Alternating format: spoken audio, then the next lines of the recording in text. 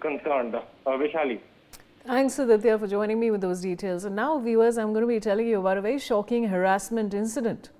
Now, a South Korean woman was allegedly harassed by an airport staffer at Bengaluru's Kempegowda International Airport on Monday under the garb of a routine check, following which the accused was arrested.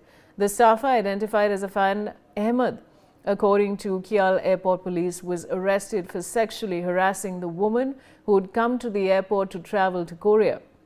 Detailing what unfolded during the incident, the airport police said that during ticket inspection, the accused said that the woman's bag was making a beeping sound, following which he asked her to be checked separately. Belly Thomas is joining me. Belly, this is absolutely shocking. Vaishali, this is a 32-year-old businesswoman from South Korea who has come to India on a tourist visa in November.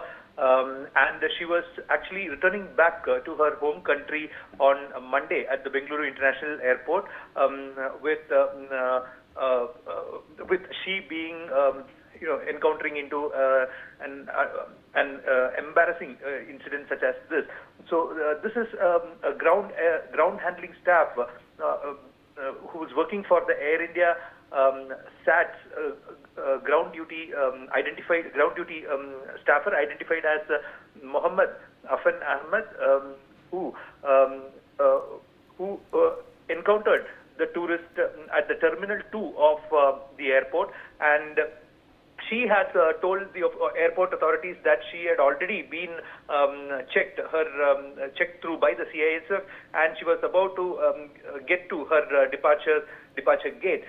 By then, this person claiming that he was a ground duty staffer from airport Air India, stopped her in between and said that there is a suspicion that her check-in baggage had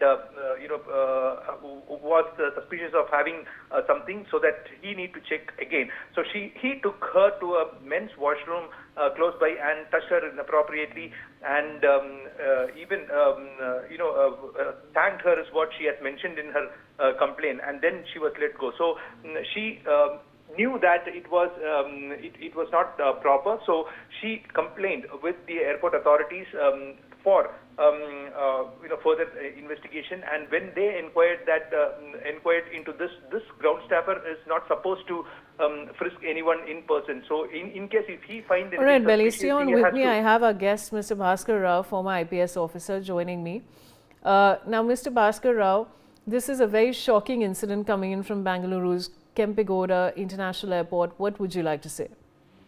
See, this is a shameful incident which brings disrepute to the country itself. See, merely sacking that fellow is not. You have to sack people who have hired him. And you hire people without verifying, without training, and without sensitizing. They bring such a bad to the country itself. The Korean lady, I really applaud her courage that she set the law into motion and stopped further intimidation and harassment of women, especially lone international women. The agency that has hired should also be questioned what training and sensitization they have done. But what I want. Mr. Rao, this is a little odd because, even if he's asked the woman to go separately and have her checked, is this even possible? I mean, how can he even tell a woman to be checked separately? He has no right to frisk her, nor has he any security business over there. And if lady is speaking in another foreign country, she must have complied looking at his uniform and cooperated over there. He has thoroughly misused his position, his uniform, and his pseudo authority, and he brought disrepute to the whole country itself over there. Merely removing him is not enough. Whoever is his boss also should be sacked over there. Then only the message will go saying that all care, due caution and diligence is being undertaken to see that people who are exposed to sensitive populations are thoroughly screened and monitored. Right, I have Tahira Hassan, women's rights activist, also joining me. Tahira, this is a very, very shocking incident coming in from Bengaluru. What would you like to say? Yes, even the foreigners coming, and they are not safe on the airport. What kind of message it sends? What kind of message? That in our country the women are not safe anywhere.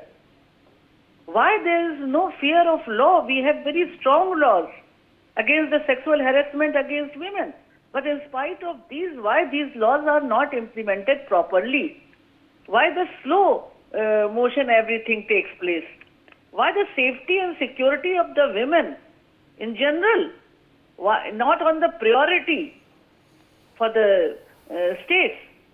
So I think it is the same case that where they get the women are harassed, and after that what happens? They get away after committing such a, I will say, the heinous crime, and because the slow investigation process, their FIR has been lodged, so they must be now put behind the bar also, and such cases should be through the fast track code. Otherwise what happens? She will go back, the witness will also get hostile, and they will get away. Next time again they will do same thing. And something is very shocking that she was, sexual harassment took place at Bengaluru airport. It's very shocking. Now, Tahira, I want to ask you that do you think background checks and periodic training of airport staff can really help as far as these cases are concerned? Yes, of course, their check is there. I think the people can't enter inside the airport without the checking process and all. But who are these people who can take the law in the hand and who treat women as a commodity? First, they should be punished properly. Then only it will be deterrence and it will set the precedent. What happens? Every time we see the women are harassed in the school, they are harassed in the college, they are harassed, sexually harassed in the market, and now the airport also, hospital. So why they are taking, the main question is this: it is not about only this woman, but about the why the women in general are not safe. I am saying, when the one incident takes place, we just come out and express our views, our anger and all. But it is a concern of each and every woman of the country or of the world. In our country, women are treated as a devi. So how this is happening? And this is not in our culture to treat the women like that. So who are these people who are taking the law in the hand? Oh, this is not anarchy. This country is run by the law. Nobody is above the law, it is said. So must be FIR has been lodged. I don't know whether they have been arrested or not. They must be arrested immediately. All right, Tahira, thanks for joining me. Now, Parliamentary Affairs Minister has